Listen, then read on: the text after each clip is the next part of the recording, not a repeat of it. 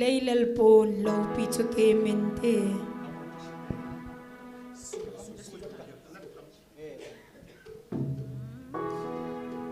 Leilal pon lo pichu ke Mol hoi pa sa zong chu ke mente. Ihin khong zong hi ahung mang loi thei e hi.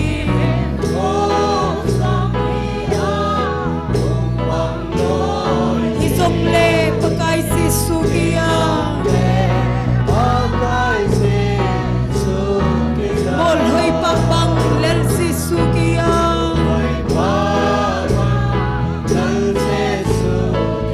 Kay tinga pa tun sot gam no ma. Ken thei na asong ama na yung pide. Mol hoi pa bang lel si sugia. Kay huhing pao gam nom e matsun. Ama chu tun sot val pa hin. Ken thei tho sing zong leng hinoi lei se na hin. Agam matsun ay puilun inte. Mol hoi pa bang lel si sugia.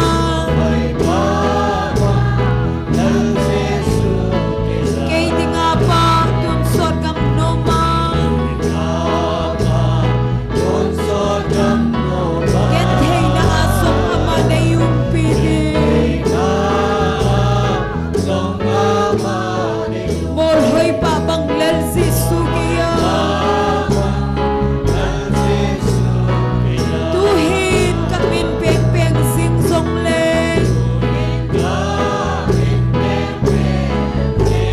Thinain kamin na sinting le. Kitsalong pin hat hipakon ay kay thâu din.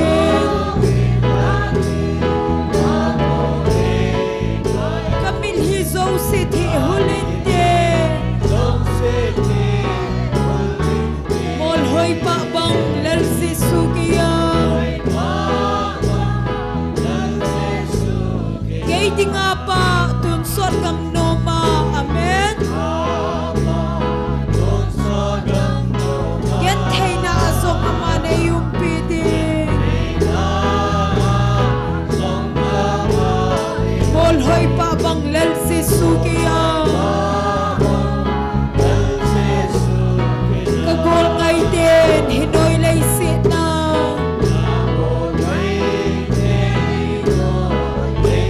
Ay dal hapin kalungahale. Isim song le kalungay bangin kaunay.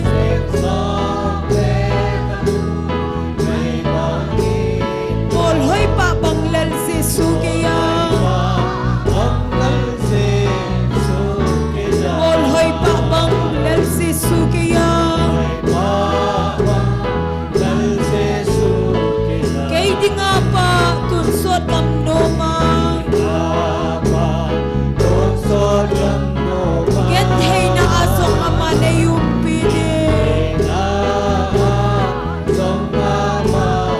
Mol hoi pa bang lel si sugia. Leilal pon lo pichu ke mente.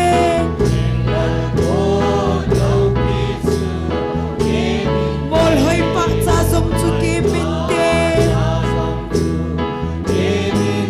Ihin khong zong hi ahung mang loi thei a hi. Hi zong le pakai si sugia. Mol hoi pa bang lel si sugia. Amen. Kay di nga pa tun sot gam no ma. Ken thei na asong ama na yung pide.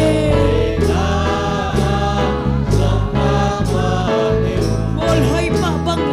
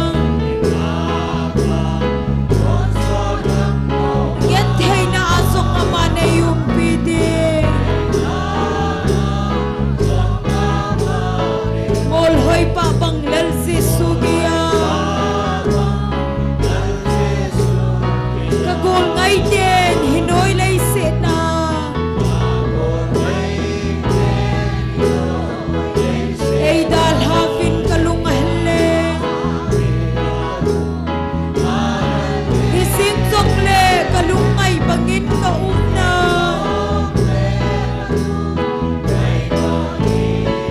ol hoy pa banglal Jesu kaya ol hoy pa banglal Jesu kaya kay di nga pa tunsod ang noma get hay na asong ama na yung pide ol hoy pa banglal Jesu kaya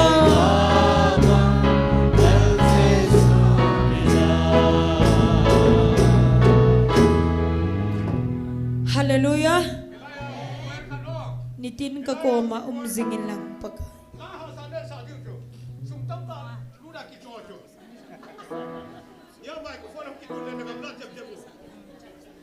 kahinzo ne salem ko to sizo na saute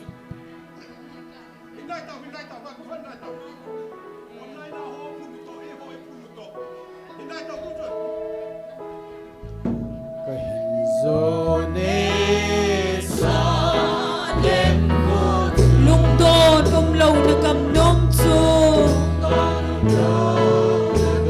kinemin kahinson singe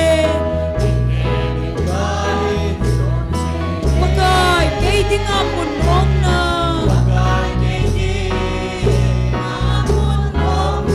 lungdon puldovin kafalen kafafay na layse dahin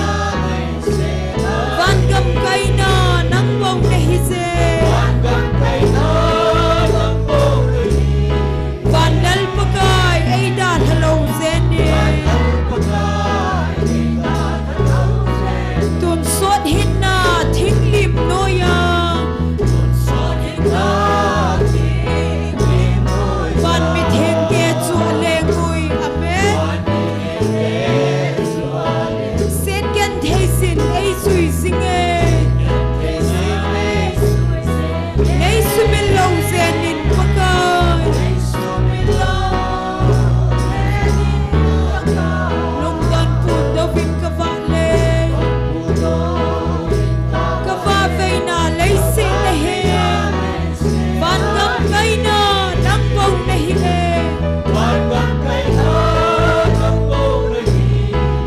vanal pagay ay dalhalaw zenin hinna pagay kahinbele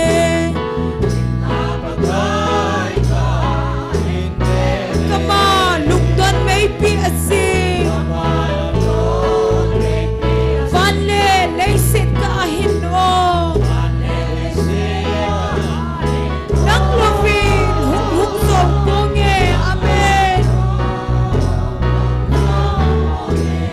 lungdan puldovin kavale kavafay na laysit nahin vangam kay na nang bong nahise vanal pagay ay dalhalaw zene kama thina zolden linin nanggal hinna gamva nahin vangam kahunghun zong na din o vanhagaw nay puylunin lungdon puldovin kavale mipiho ding kwap tao hite vangam kay na nang baw nahinge vanal pagay ay dalhalaw zene kahinson salem ko to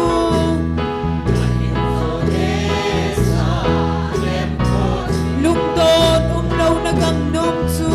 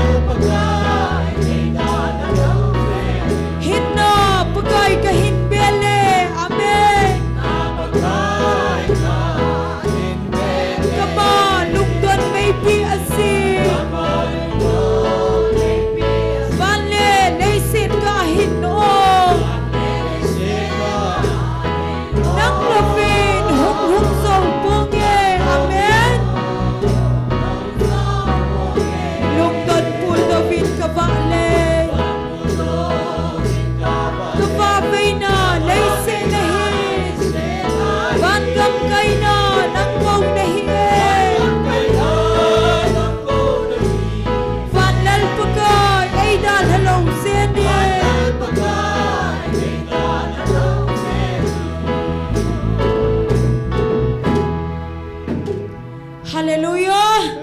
Pagay abhay. Padzaw sen.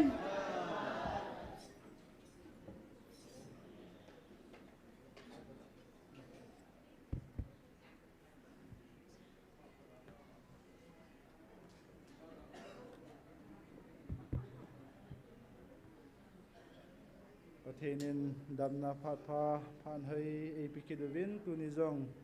จิงเท่าเทียกวยว่านิคูจะกิเลสมสกิเลขัดจันทร์ต่างโลหิลาหากเอาไม่ติโหติโกกิเทดิงาอามุนอภัตตาตาสาลหากเอาดำนาเอพิวปาประเทศฮิจินอามาสเป็นปาประเทศทางวันเอพิวินเฮไบเบิลจังมันขัดสินโดกินกันตีลูกบุ้งสมละกูจางกีจางกูจางสมจินสินกันตีจุนจักรยสอดิ่งดูอินปะกายจะจุนเวนปะกายกันในเจ้าสีอเกขัดมีไวจ่าเกนเทปิงกันตี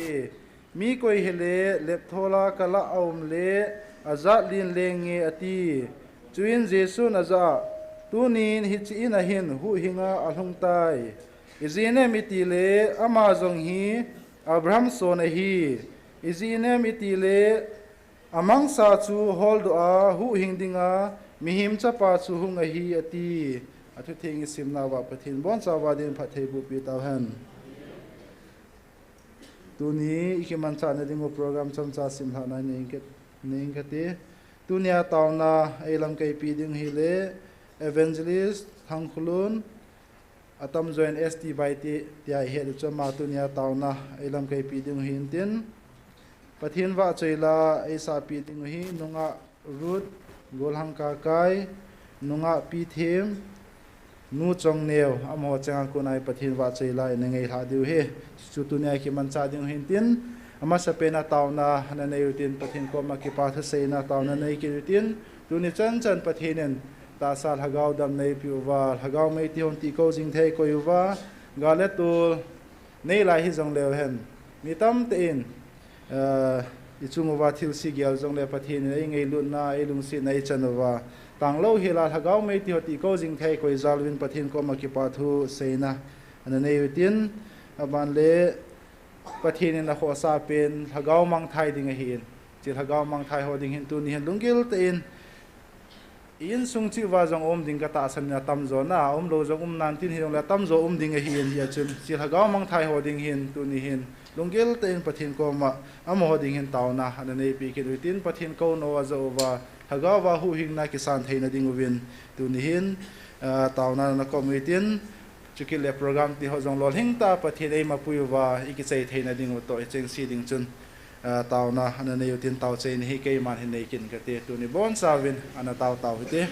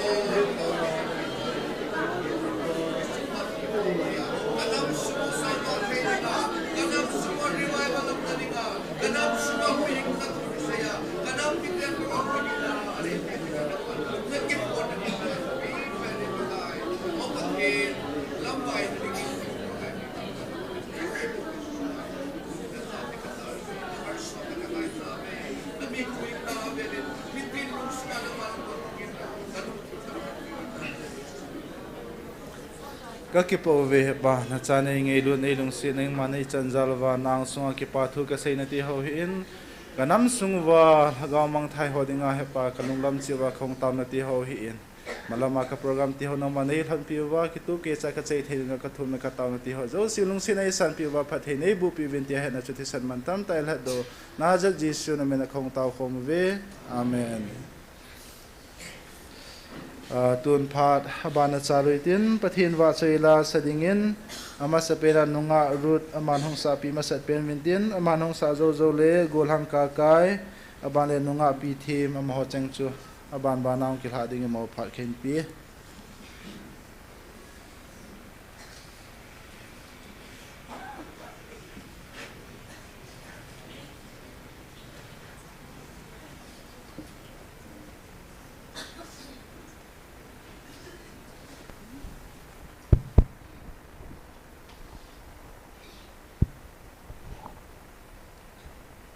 bang pha phai pi ba pathin sang ba min tin tu nya ka in sa ding chu he le thi san lu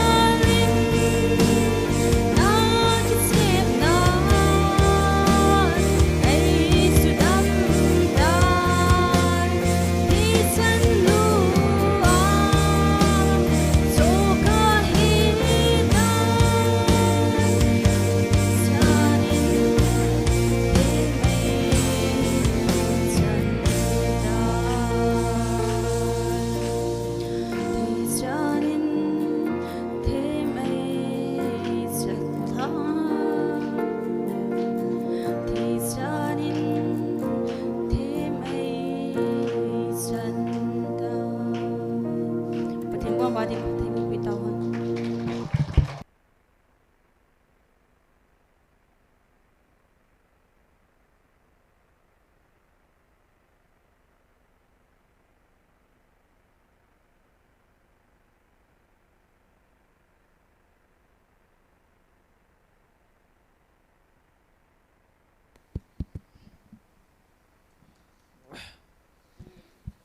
hello hello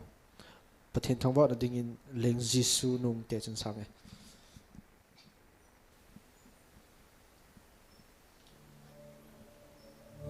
hello hello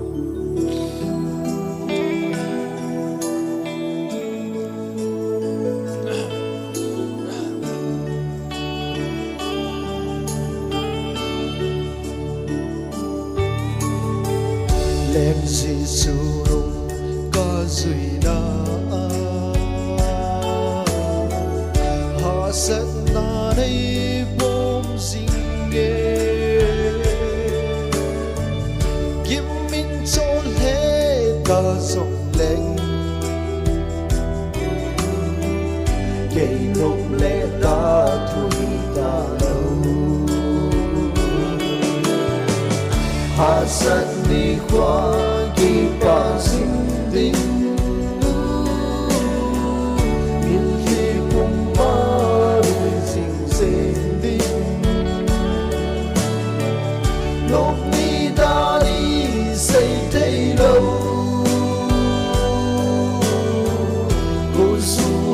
đại cái hết nắng một lệ tháng sáng rình rong lệ dù sinh ta nghe cả lên Giêsu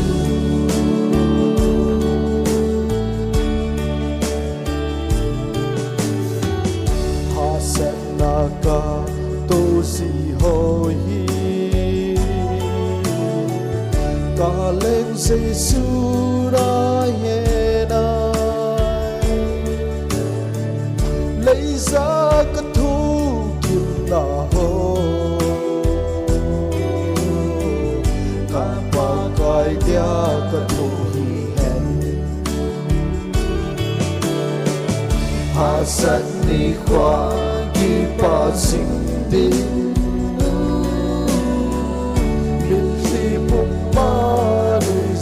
sinh đi lúc đi ta đi xây thấy lâu cô su hết đại cái hết lăng một lệ tháng sáng rình rong lệ rồi xin ta nghe cả lên Giêsu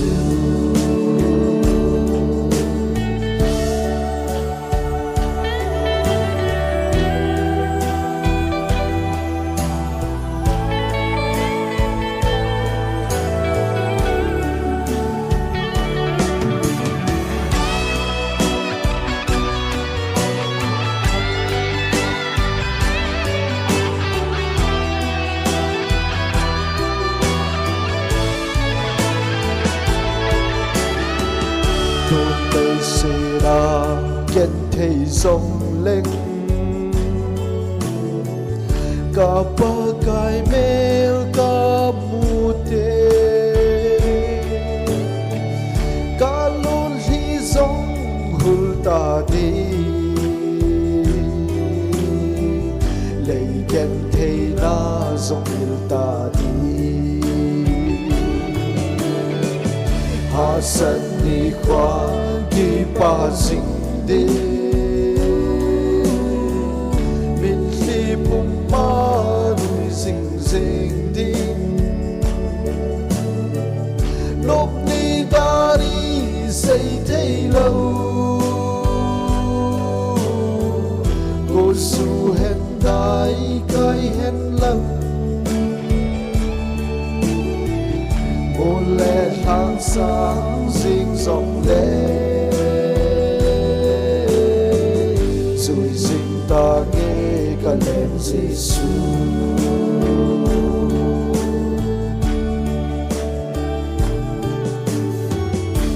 man mo tai sa no pathian ni bot sawan ni pathai bo bitaw no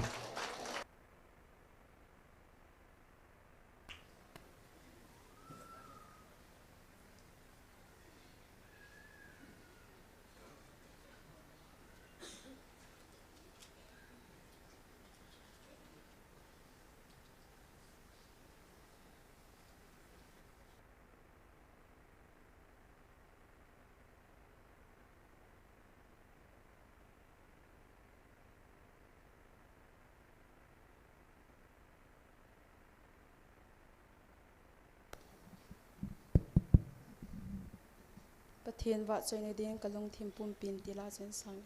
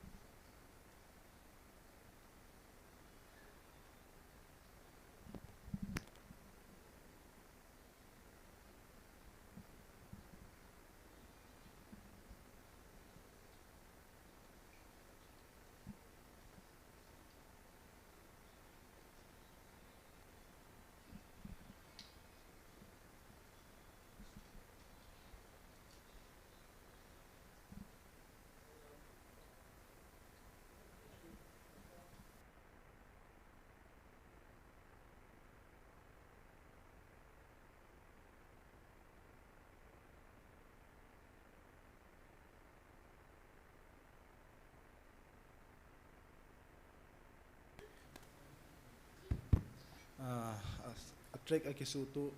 lawai le nu chong ne wen tun hung sain tin nunga pi thim chu zo lang le na khel tu diu tan ti tun nu chong ne ma pha na pi ti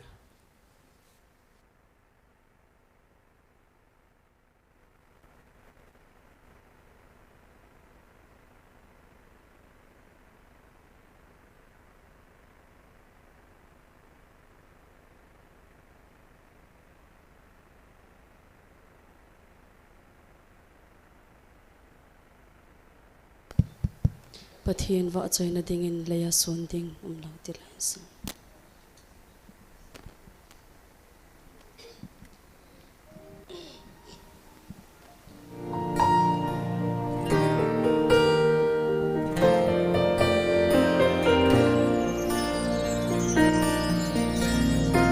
leya son ding khat song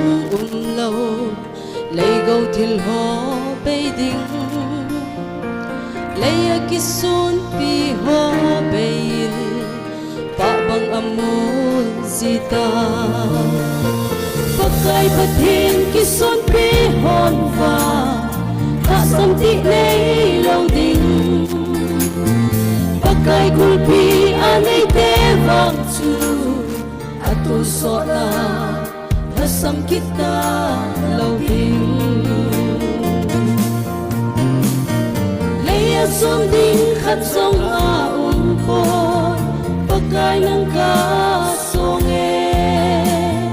sum ding kan nei lo si a hi po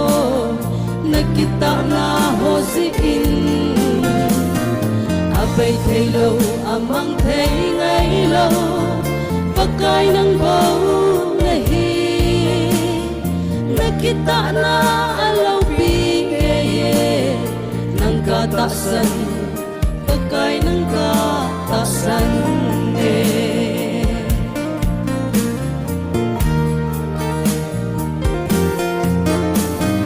mi him zinga ki ngai hole van noi ho na song ho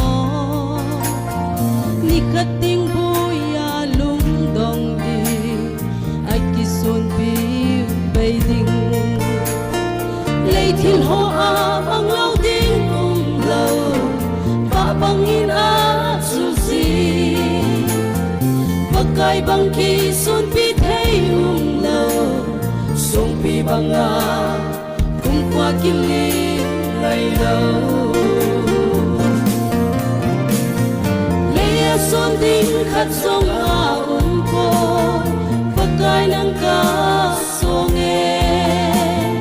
sun ding kan nei lo si a hi po nakita na ho si in abei thei lo amang thei ngai lo pakai nang bau nahi nakita na alaw di nang katasan pakai nang katasan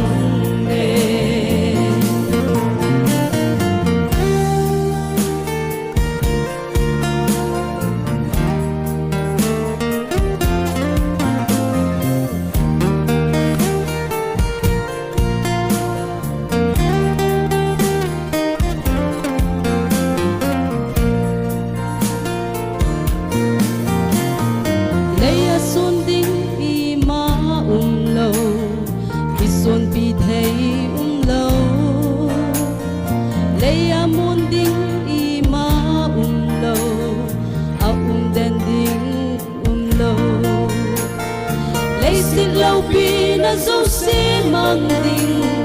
ahoy na dấu si to pakai nang ka kisun pi pene nang ka songe tildang dấu si sangin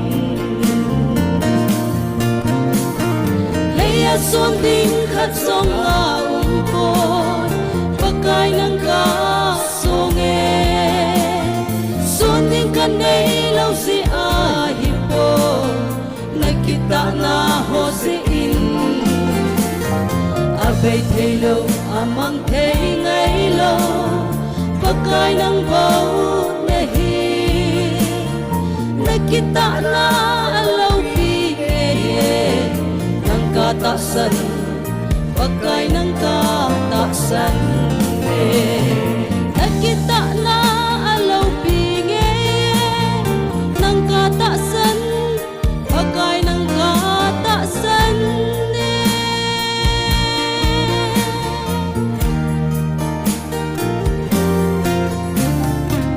Pathini ni bon savadin pathai bu pi tawhan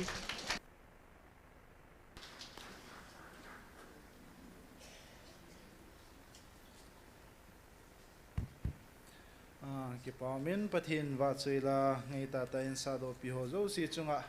ki pathui sevin mo zalin pa pathin thangwa nei pi vin he tun phat aban han achalui tin zawa sei ma bang wa chununga pi thim chu tauna lam kai pa in phat hen la ting le amana dei phat phana hin coding in kain he sein amang chika chu train ho chu hetani ki su tu in tin tuin tunia tauna ailam kai pi ding pau evangelist st by te pathin phat thei bo chang puma phat bun loading ma phat ne pi taw te Hallelujah. Amen. Kagipain tuni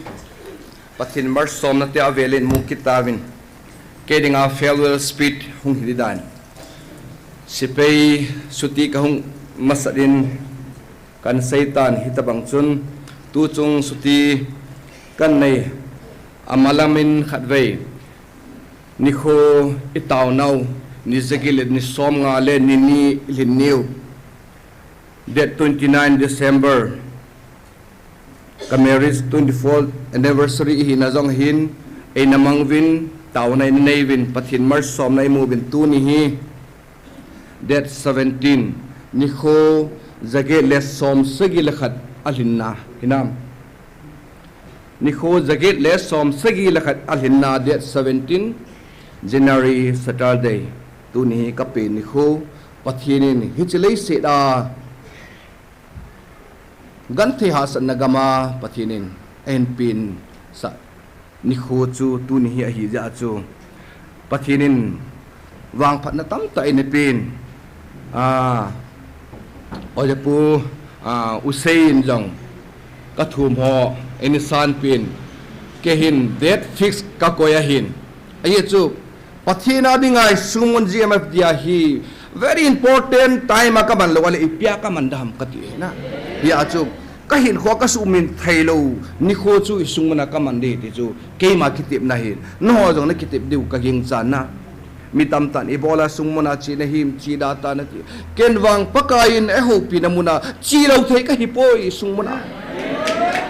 nang lakin he na hina a hello hon hey yong le tuna hichi a hello hon he thi na su taw na mai ti ko hin ha lani tabang hi satana konen divert inaivin thagao mai iti khom now hi divert bol na ding lampin na sata na go no chu ato go no chu analol hinge ti di hin hichilai ta chun hadni hathum tabang chu I boy changjing na ipipiang viral tam ta amin hi cho chu itaw now hi hichil thagao mai iti khom na hi divert bol na nga bol hi na het diu chu tu na wang hi cho konin pathinin ikal isi sa tawin nung sol lo ding tam ta em tawin na pathin lagaw pui hoi na hoi akidangin det 29 nin pathin lagaw mai chu ipiham ti isai tawin hichil lagaw mai ja chu sunga hung kho mai vin ke yung hichil lagaw mai umzala chu hung kai hichil lagaw mai chu iti khom ma inam sunga pathin lo pina ding le lagaw mang ding te hu do na ding pathin mar som nai piu tunia chom chai kilam kai na hin gospel kholjin jong hi thagau mang ding hu do na dinga an number 1 hi tunia ni danga jong ene sei sau hin tin John Bungthum chang som lugu John Bungthum chang som lugu hi pathinin pakai ama thuthing ka sei na ringa ama sapena ineman cha thupi pe na hin keiman ka gela ka sei jong hi pon pathin kokrazal muna hi ama lengam na tondinga eina thutip masat pen ya hi chi kalung sunga ina koi pia abunga changchu pathin ni sei pia hi chi yo hi chi abung changchu ipiham katha aveda cha kon kial do be pathin kidang hin hi achu tuna chi avela ka sei sai mai the hi yang le ka sei na point hi hung chom mai the di aji chu hi sungang ki khom jau si hi denomination mun chu hung chom ma ngoi pakai pathin abong na ke ai ti atu pi pen chu lagaw hu hing na ding thu hi thil dang I ma ampon khosa ki khat be ko nin jong pakain ajit langa pa chu ipi se Krista anakisan lo hijong le se na tam ta nam jong le pakai Yesu chu hu hing pa kisan ta chun tunia gam lo pia yum khom de tai hi chi chu hi so cha na hu hing na hi che bau se chu ngai cha mi hi min I pen pen hi la denomination ho hi za chom dai wan ki bol kha chu am ho bol he poi thagau ki lo win hi chi pan hi chi pen pa chu thagau hu hing na thu chu ki sei na po chu dai wa da bol tu chu ngai chu taw nai nei khom na wa thani na thum dai wat ki bol na pa chi hi chu satan na to nai tuna hichi dai wa da ko na chu kha pha dei tan thagau mai iti nau chu ti phat janga ipan jing deu ti chu ka sei do nom thubi pe na hi tunin pakain elung sit nau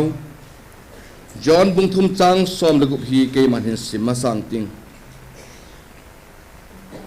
aji su pathin hi banga hi van noi angai lut a hin ko hi zong le amata san chan chu mangtha lawa ton so hin kem lo anei theina dingin achapa chang khat chu apita na hi achapa chang khat chu apita na hi tuna isei deu chapa chang khat thu se mundanga sarman na yong kadai nan tuna hi chapa nei lo pan chapa chang khat thu ka sei ko hi ha sa thoi chanu thum ka nei in sunga min pasal koi nem vo tile chapa chang khat ke ka me ka kiti e aye chu ka ji hin ka chanu thum hin ke bo pasal ka hi na no nam mai thewin tuna isei du chu chapa chang khat pathin ibola hi chi jonin ibola chapa chang khat asai ham het thiam nga in sol cha John ngai lut John hin hichi ngai lut John in hichi gospel John and sun hi theology dungji achu the fourth gospel akiti na gospel alina Matthew Mark Luke John the fourth gospel na ngai lut John in ibola hichi sudham pakai Yesun jong ibola lesit ale laya thulem ngan chang ibola thu sayam ne het di a commission ama mission pen pa chu bulin na ringa thulem na za kha hi sang kha chang ni towa keima abraham sang ana piang masa ka hi anti ta chu songa seli de agu ta uchla hi achu atam za thulem na man cha hi ta banga chu aman ngai lu john ati hi john hin het them du ai thiam jong nam diwin ai thiam lo ti han jon he du chu so cha john hi pakai se ju som le ni la ahum pen kitila aneu pen adong pen hi ya chu pakai pathin jesu hin angai lut pe se ya ngai lut john tayong ngai lut nga john ta an ko hi jebini cha patela anina james now pa na solomit chapa anina galini din le na chu pakai pathinin anako wi hichi ngai lut john le au pa james ne ko wa pathin ama lengam na tong dai nam anam ko na achun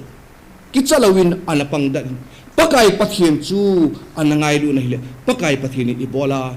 ngai lu john sa na angai lu pen khat hi achu ngai lu john asai athi ho na cross a chu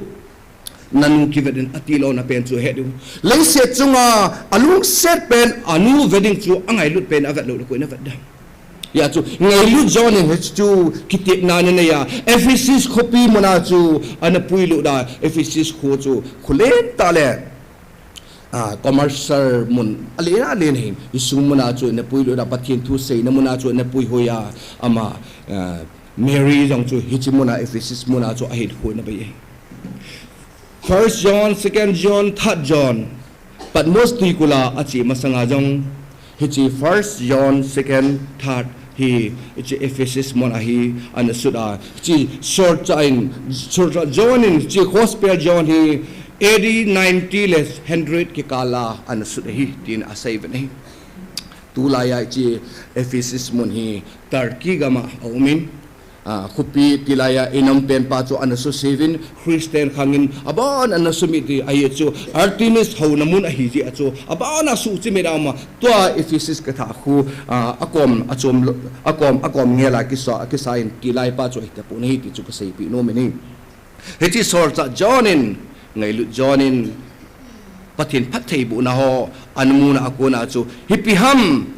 Israel te ko ma sei nom chu aya chu Israel te chun Messiah hi poita na thau chu Jesu chu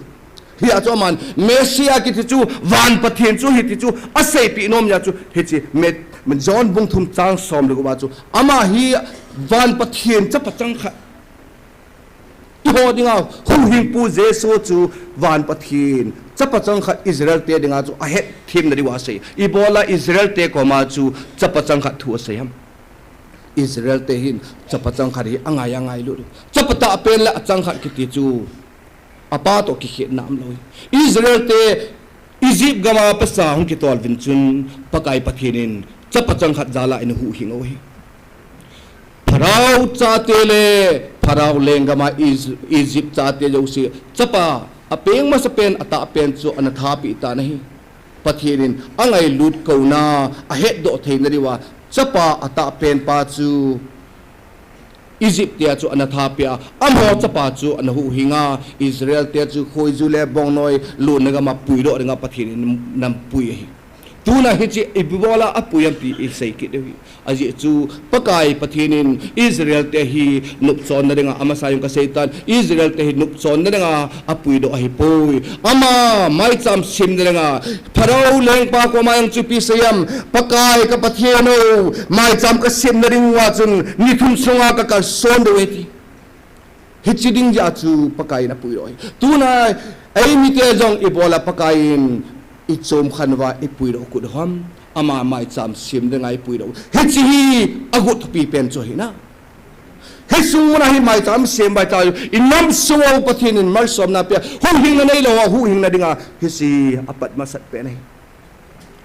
nup son da ding ai pui nup son da ding hi kha lewang separate administration imulau be de hui pakai hitamanga hi ichon thein de wai pakai mai cham I ko mai hutwa hangang mai iti khom thein de pathirin ai pui ku ro hi ti sumil pote kanam mi te ho tunun pakain ibola chapachang khat antilo ham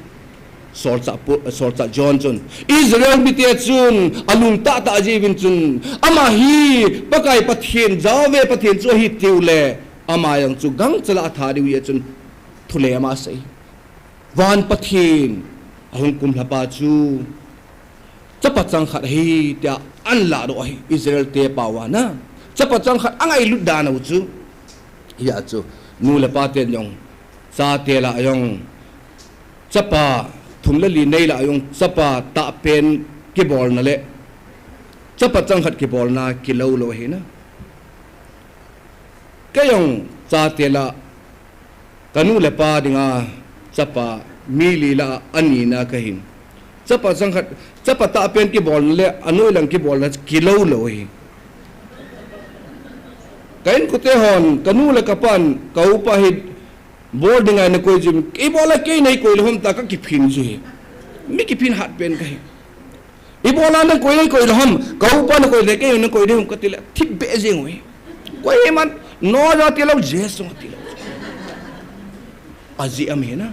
sapa insunga tilaw si boarding a akoy acho akoy oi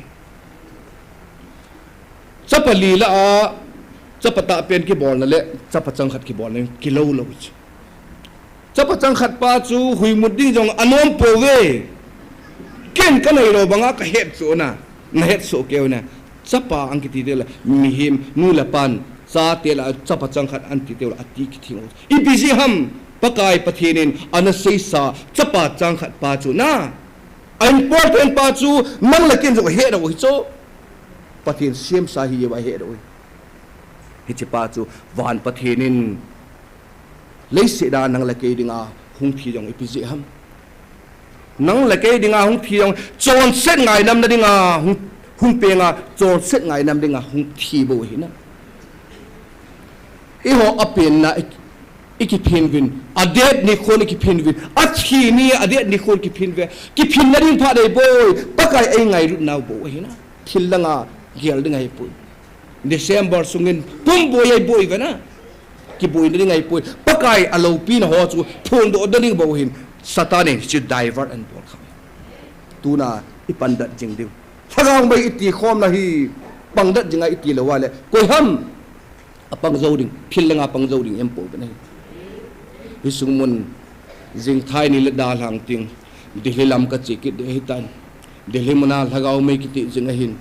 mor lama jong atibin lei ma khung lama jong atibin mun tina kiti hi hiche hi ipija kiti ham denomination je pui thaga hu hing da ding dei cha na kiti bo hin mi tam tan hisu munai thagau mai kiti mun tina hang ki the thang ta chun akitsa ta ni kitsa na ding hai poi inam sung salva na ring bo hi denomination ha bang zau se thagau mai ti khom the da ki bol bo khil dang bo hi ko tu nya nang la ke achom chom hi ve na ahin la pakai dinga amit veda khat bo hi Protestant te hon Bible som gup lagup bu som gup lagup ichoi vena Catholic tem bu som segila ni choi chala ala hochi yo cho hoyam pakai ani ta ke ai hiti ta bang chu denomination na umla oye hita bang chu sei na dinga pathini isung mo na gut bo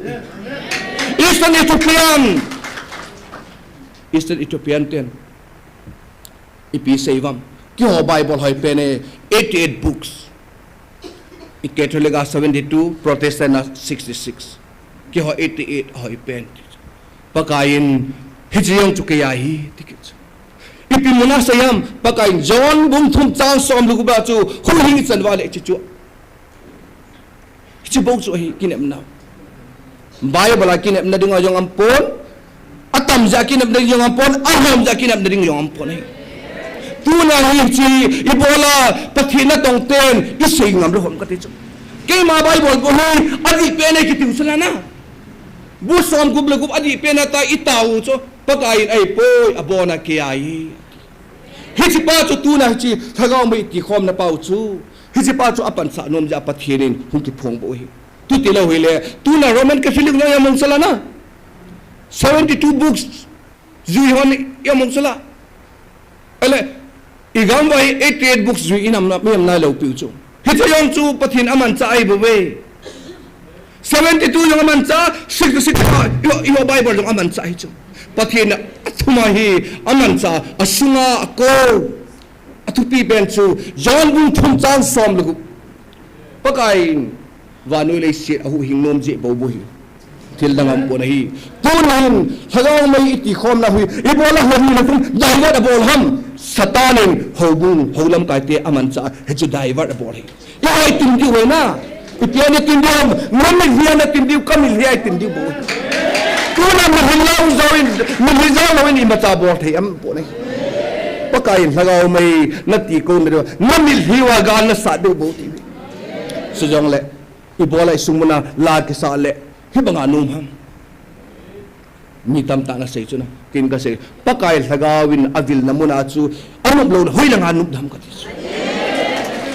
kin ka cham te ko ma ka sei chu na pa kai ko ma na sei ngab lo thil tam ta me nunga hi ta we na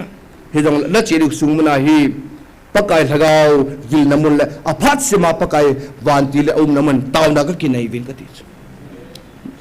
nu le patio na sei ngam na wam na sa te ko isai du he thibbat bara ibola ei ma buk se ichiwa icha te ko me sei ngam no isai du hang ponga mai sungai sai lo le koi ko mai sei du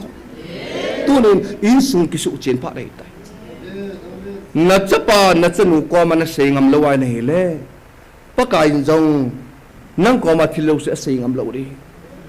tunin in sung ibola pathir ei sim sa family ibola sim sa pathin hichi sei phona chu pathir ei sim sa oi bu pe hagaw mang ding thu he chu hagaw mang ding thu kiti le jeleveya satan na to na hagaw gilaw te hon na sata ate ka bolo ibola ate ko abola ham hagaw mang ding ho sungmuna tipilu da hagaw mai kiti pi a satan na to no yu se kisu chimi dehi hagaw phala uja na phai chunga kithat ahi hi chu het thim lo wa hi holam kaiten denomination thui sei powe he sungmana denomination joseph thagaw mai ti khom theininga toi padu hi e ho hi ama sai vena ka sei sa hi pentha ki pat pi line mi sen pentha na kha ta i bola to hi muntina denomination joseph pentha thu sei ham abul pi anapat ti lawaji tamanga hi gan theina thuwe tunin i hon jong thagaw mai ti kong na hi i bola ham satan gal hatai satan chu izon na diu chu hagaw mai bo hi hichil hagaw mai a chu napan na dia chu napan na ding a formula pi ham pakai ko ma tauna midhil puma tauna nei ding wa choi lai sa di pakai in wa choi lai bola he banga de ham lucifer chu ama sapena first step ama nuingela ko chu pi ji ham ama wa choi ding ai na ko chu pathinin ama wa choi ding ade pathine ama lo pina wa choi ding mihim te hi ade ya that 5 young pathin ade 25 young ade that every dead pathin ade ama wa choi na ding na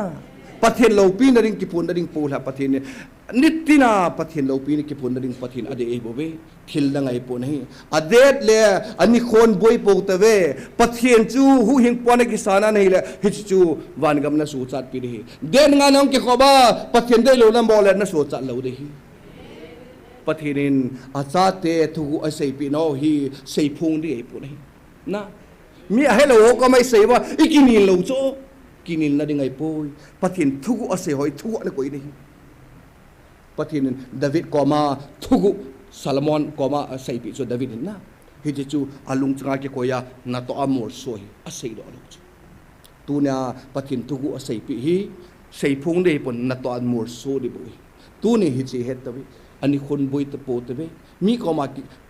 kina ta po tawi pathin koma tau tibi mi hilong pumin pakai lam zon dingin pathin koma gospel khorjin hi be bon chawe nang la ke jong gospel la khorjin ei ta ve tai e deu chu nang la ken jet la ve ya thaga hu hing na nei lo te hu hing na thu sei pi pha do hi tu nang ke khom ho so pi te ho zani lamin kagam lamawa chi sachi lama kana chin lunghal jong amin lungkidan jong amin thaga mai ki ti kong da lo pe adai na mun la ikai kho mal izit veya nam the thu jing howin hi hitabang howin chu pakai cheng da dem ta ka ki le chu ka sai se dai poi na ka ya ding ka howin hui chu e banga zil leveya ito khompi chu nam the thu yang chu kwa jalda talap ju na nam jeng chu ka kyal chu ke man o pakai lagau vil na neu han lang hile tabang hiam lo de pakai ti chan chu van gam lu ding hi poi apa lunglam itabang ham apa lunglam chu tu na nang lake hung khom ba lagau mai ti khom apa lung na mai chiti lo dang am poi tunin so pi te hol gel phat nai sung be adang na se the yu la nai sung be sim pha jo son ngam pila mi te la ai pi se yang ke la ka in sung mi ten wang pakai kin jing ka bol de tu na nu la pa te hon nai sunga pakai kin jing bol dinga ikiti bu hina na cha da la amelang na ji da la amle itabanga na hin khu ha salo de ham tu nya thagau me iti tiwa mi tamta ibola nung son hiwam atupi pen ne la don pathin athinga dei pa chu azolo jiwa nung chon hi chu tuna tilaya thupunum tilai le miracles tam ta inam laya chuna ibor chia la lang ki khoma to hi mi tam zon ibola kidal khin hom azo thelo aji chu zon ring chu pakai na pi thelo chu Judan pumle talap ne puma pathinin acha te tauna sang ngei pu nei hi chi thu hi hobung muntina ki sei phong han lang le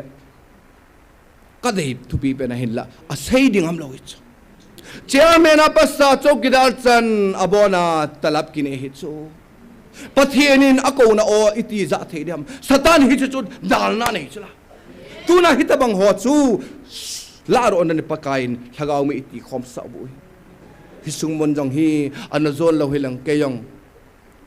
adal ana sata ka pandi hisung mona ko anom ta kaji ka cha to kaji nu to ko kan ne na jaldal atui pen hilai na kan khlai ne sung mona ka lu than chula ka kini lo chula hi che thu hi chula ka kinil pia e banga chu ka het chin phada o pakai nei ngai dem hi cha ko na chu evangelist na kan to hi pi ji ham thagau mang dang hu do na ding bo hi thil dang ma chai pu tu na nang le ke jong nadin da mun pi ham kan sei sa tai pakai pathin nadin namuna konin na keng chut ki sulhan na thil jo se sulhan lang su thengin e sungmuna chu ka man cha re ti nang le ke se hi tunin so pi ulanau te ho ki gyal tave idin namol i family idin namol nu nahi na pa nahi na isi family achu nadin namun achu kisu chen tebi pathin mar somna hor tabe katino mai pakain different dr dauza pau an hopina vo gospel kholjin 1978 an semo ka gel do jing gospel kholjin nang la ke hin tila chu anaki kholjin hen kenga to hi lagawa kholjin he tu na hi gospel kholjin he bovni om talo different doza pau and hichila in the ballin chong le aji ngai ta ajiluin lagawa kuna hlasana tamta ne jong le pathin kom angkinung le kidin tunil hagaung mai ti khom na abel chu kahung sima taw na ka nei pi sungmuna ko amin na taw na nei pi hi chil hagaung mai ki ti khom na hi ka vat singa hi ti chu ahin ko ki sem tha ta chu hi chi nom lo hile ke yong athiding sa ka hi am ho jong amang ding sa hi athi ko na pathinin phathei na bo na ho chu ka sei ro nom hi na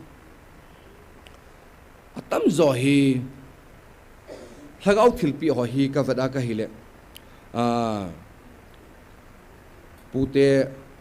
hokipte hi atam pen wina ka vada ka hile different doctor do ja pawong chu hokip hai kidin na leise chunga hokip mi hethiam lo thing lang lang hun ki sei sale leise chunga tam pen hokipte he ti me thiri lagau mai kiti no hom la yang tu nin ven lang hilang hokip tam mai thei chu na pathin aman cha nom bo pathin man cha nom hei ja ju pathin tuna atam zo asi me na chapang ho hin thil he thim bin na ka chanun hepa ke hi kajinei phal hokip to ka kitchen di ipiram boy atam vin amoy atam jong tam vin na abor jong bol theive aneu lai he na ka kela ka hele chapang asai thil kha bang pm kha ame ka ti chu na pathinin tunia ahulim pi ho hi tam zoi vedale pute ngan sang chu na pathinin aman cha no moi chu zani khat vin lamain kagamba sachi lam sugunalam sa in ka ga chenei le loite ho kharin ai he bai te ho hung no vine ka chang win kamule 1-3 ka tv 1-2 sei ding kam tapu ati ma pathinin inam sungwa hi hichi nam mi te la hi ipu teu isopi te hokip te hi nasata aman cha no me muntina pathinin aman cha no me tuna yong hi isumana hi apan lo la hi theilo adawla yong amo apan lo la hi thei kil no pathinin aman cha no ma hi na tunin pathin ko ma taw hi te na pathinin isung hi isumana hi an sep chit na ding pathin ko ma taw na nei te be na kasayin gal bola yung amapan amopan lo lai thei lo chu taw na mai ti ko nga yung amopan lo wa milhilonga ti ko lo ba thang lal di hina amapan lo le katha num ji lo ya he pathinin achate ho hi aman cha nom hin nasata pathin avat sa sai ibola judate he banga tam sa om na judami ibola tam sa am aji ne ya ne ko ye I ho nam chunga ibola mo nga tam sa hom aji ne ya ko ye aji ne pa cho am han jong ke han lang pathin lenga ma nan tong le I ho jo si jo hu hi ngai san diu ka ti no me na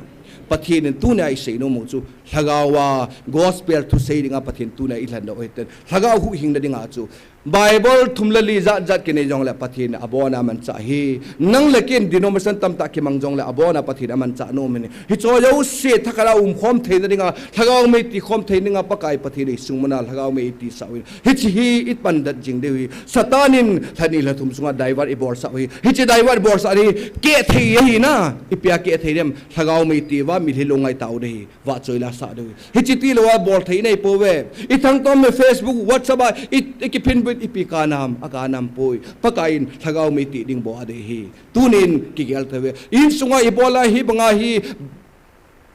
hin kho tamta kan theina in man hom in sung thien lo ji thagaw me ki tina in sung thien lo ja ki ti hat thelo hi nei sunga koi nei wam kain sung pompin thagaw me ka tiwin kain sunga atheng dai tingam ding hi chu hi pakain in sung sem tu de ai se mi dang jong gel da ta betunin insung I family gospel khol jina I chin da wa hi ama sa per insung inner line na I family ka isu thing masan ngawi ab masa pen ne la dona hu hing na thwa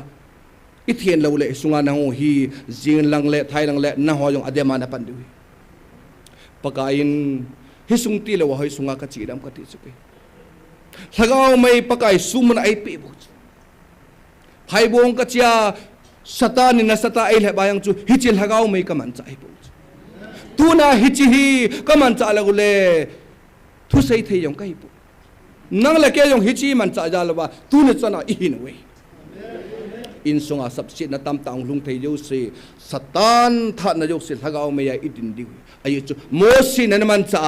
Jong le Israel te zana mai kong atiu chu thagaw mai chu to thagaw mai pa hi ta sa in bin vera ene ko hi chu an pu yo le tunan ho jong ki ho jong I ho jong I bon chake ba thagaw mai nei pu yo ye mi na ki mu thei lo ai chu thagaw mai thagaw khanga thagaw ba I pu yo hi ti chu he ding hi chun gospel khol jin na ding in nai sung gospel khol jin na ding in sim phata da ve tunin wo gospel khol jin tila chu isa de he na aji chu hilchi hi thagaw mang ding hu ro na dinga insung thagaw mang ding hu ro na pathin ko ma itaw na de hi isa zo ting le pathin ko ma itaw de ama sa pena inam sungwa eu sanga conductor panjong setan thagaw hu hing ding atamin na hi cho hi hu hinga thein pathin ko ma taw na avela nei ki diu ani na chu evangelist te ni hin nekrobar hin jemaf diaya mitso albaite khumalote nukho nazalote pathenin apui hoi jingwa hisunga lagaw mai tinaw hi pangdat jing thading in pathen ko ma taw na dai nei pi le khati apan det lawa le lagawa ha sanna tamta tu thewe ta sang ha sanna tamta tu thewe ta sa mi him damona nei ting le lagaw ki ha jo jo le hi evangelist te ni ding taw pi ta ain sung family ding taw pi ta pathin ko mai taw di in sung thupi pe nai sei de i hoi in sung khat hi ve na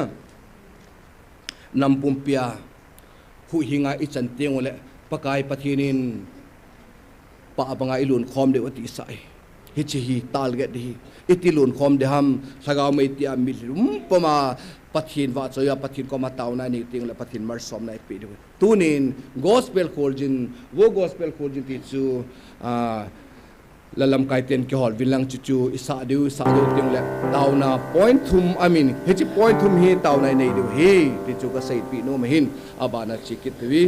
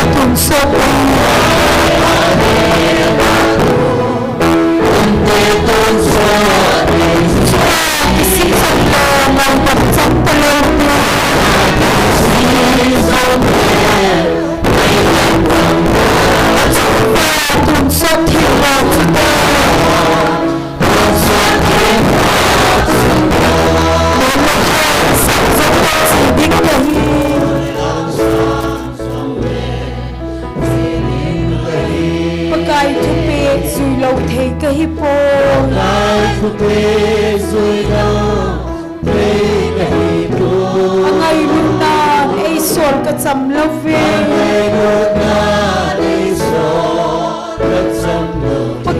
to kakin nahi o so pite gospel ko na sangloy uvin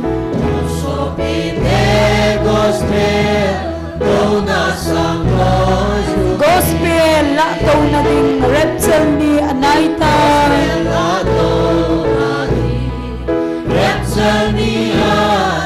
ta san cha te zo se chugam le munte amen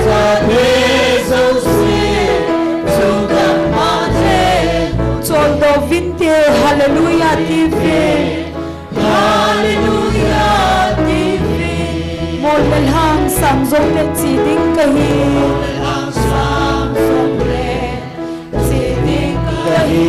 pakai chupe sui lo thei kahi po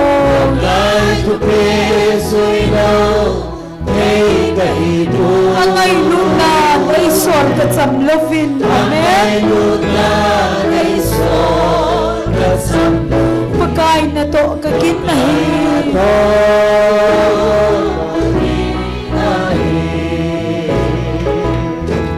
hallelujah Ipa amin ibon chawin tauti pakai ko ma tauna ine diwa thagau mai ti khom nau sungana evangelist ni ni hin aloi te zo setting in tauna nei tv thagau hu hing na ding nam sunga ding tauna nei tv pakai pathin ki pon namun hi pathin marsom namun hi dingin pathin ko ma tauna nei ti nam pumpin inam pumpin pathin oi za the mi tauna nei pumin pa thanglalin azona tauna in nei pi duin ibon chawin tauti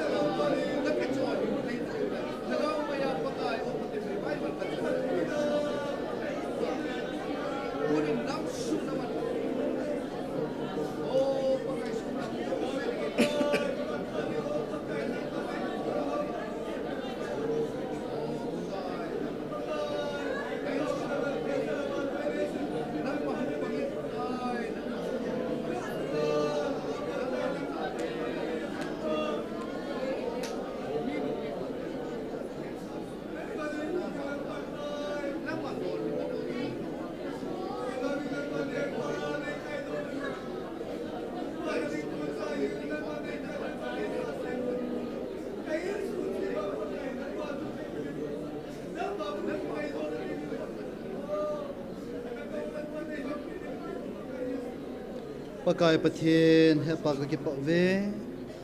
na ang suan thu pi ho tu ni chan gya zui theya tu phata zong taw na point janam khat ang sung kan hu thei zalu na min ka thang ve nei san pi di zalu ka ki pa na min thang va en pi za na cha thisan man tam ta el do ha chung pin pakai jisu krista na min thing pan na ko ma ka taw kho mo hi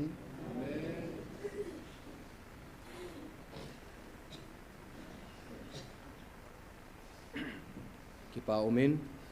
tun nunga pithem aman pathin wa choila in sa pi le ki pa umin te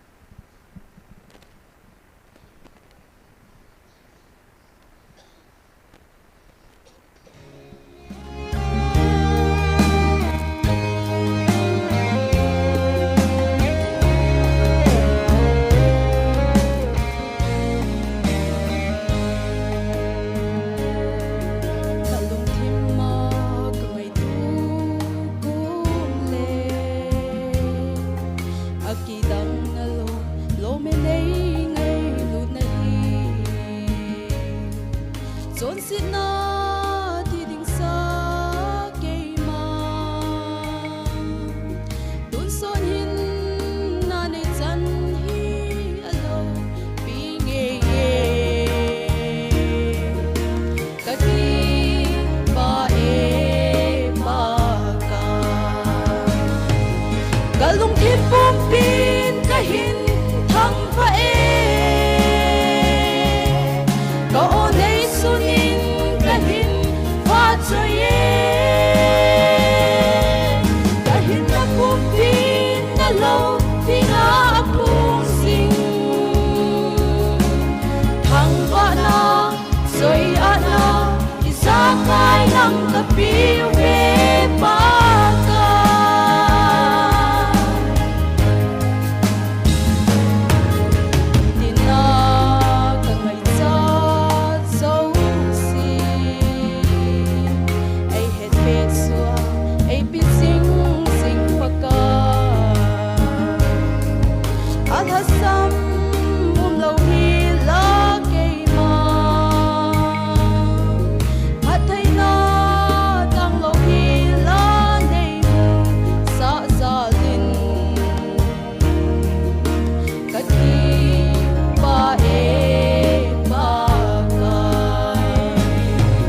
galung thi pum pin ka hin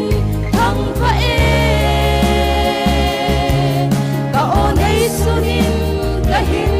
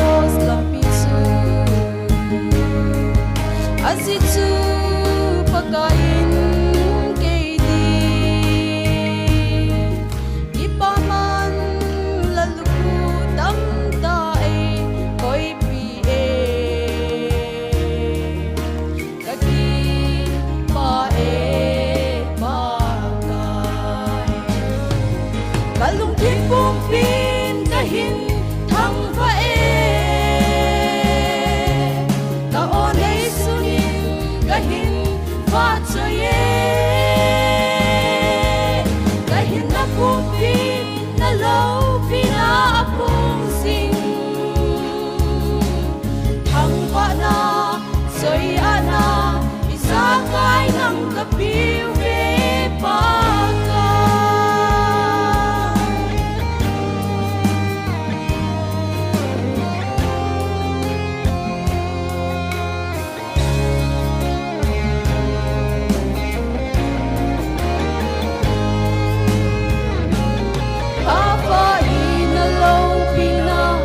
bansa na dingin ay manggo nasa kay kalungtim katasa kadaga kahinlane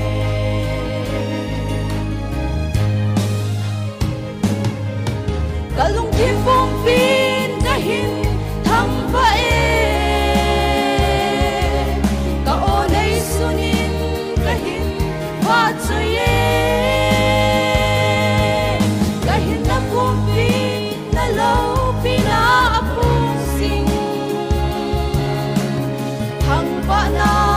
soy ana isakay ng kapiw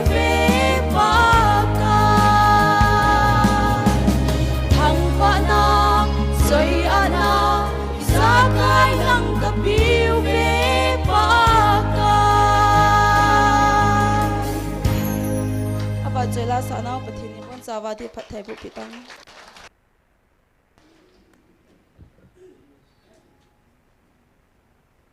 Kipaumin pithim pathin pathai bu hanlang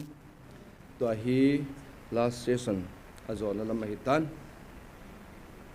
inam sungwa lagaw may iti khom na ba mitam ta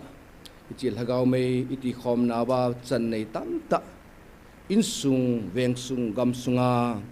kidal bol na atam tan tunin hichil lagaw may taasan chate pakain event vitwa inam sungma ichate inaute iho pathin pathi bu jing na diwin taw na nei te Saat ho jing jong school kaina huwin ay tapon school institution jenga jong hijethui masatan akisain boy na tamta so gamtan kay jing jong itong khan tunahi kachai tengle kapot do ke dehin hita mga chu muntinahi chi lagaw mai ti khom nahi ta sale pathin hello tele satanin insungai lo le thilang danga jong yadam khat na sata etek e bola we pathin ko mahan na ki thum ta we pathin e pan pi lo le nang la ke izo de ma chai nei po ai chu hop som la hop khat bo tunia lagaw mai ti khom ta san cha te bo we hop nga bam khat azam mang hi ai chu ka sei hi thien lo na dim sera le se ta sanup san le thien lo na tam ta ho chu azo zo lo ji ba nung chiu hin na khát về là phát hiện anh câu đề hi tu nên câu sa ho pakai phát thấy bộ na pakai kanam sungwa min thel ho da ik bol jong le pakai kacha kanau te number som na ding na sei sa na tutip te ho nang man kain sungwa nang man nei su ring pi vilang mar som na nei pita vil ta taw na nei dewi e bon cha bai chi in sung che dewa i taw dewi phát hiện mar som na AP na rivin na tao tibi kay man phat zona at say na jong hitan tin tao na nei tibi bon chawin tao ti hallelujah long kapatheno pakai hichil lagaw may kati kom na wat pakai kay mo siya jong attack hit na win katsa kanaw te jong pakai attack am pakai school siya nga jong attack am pakai ta sa da mo na siya jong atulo pakai tu niya pakai hit na pakai thanay chudong nang man tu ni na sa ne nei hong pin pakai katsa pakai ta sa chi na tip na ho nang man number so to rin pakai tu ni pakai dam mo na hasa na champion pakai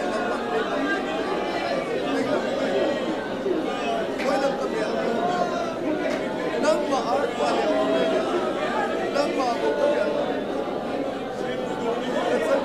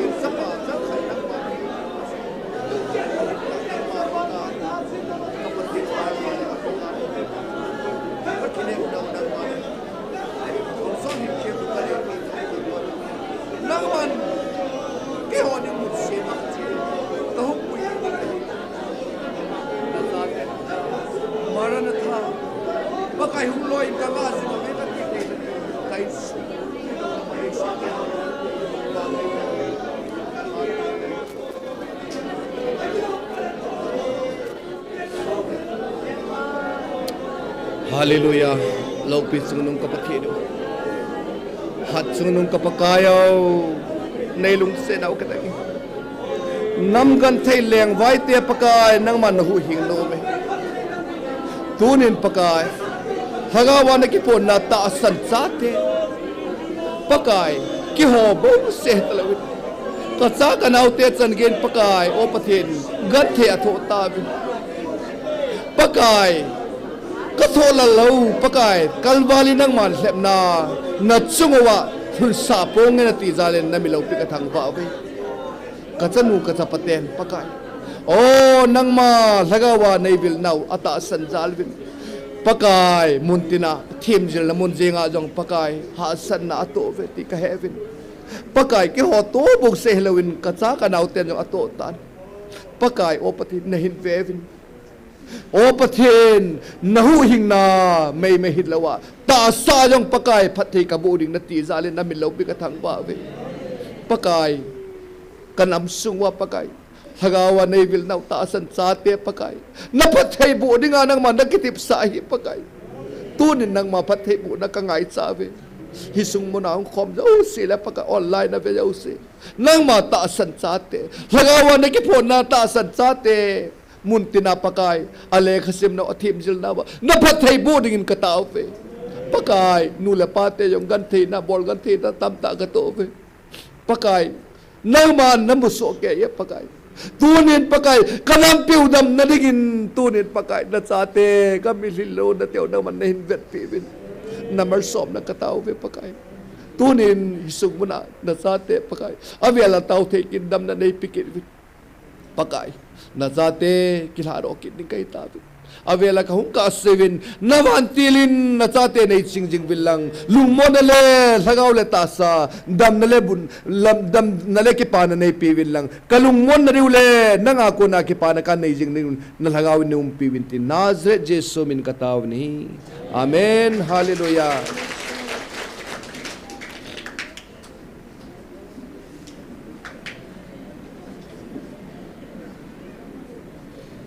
Amen. Hallelujah.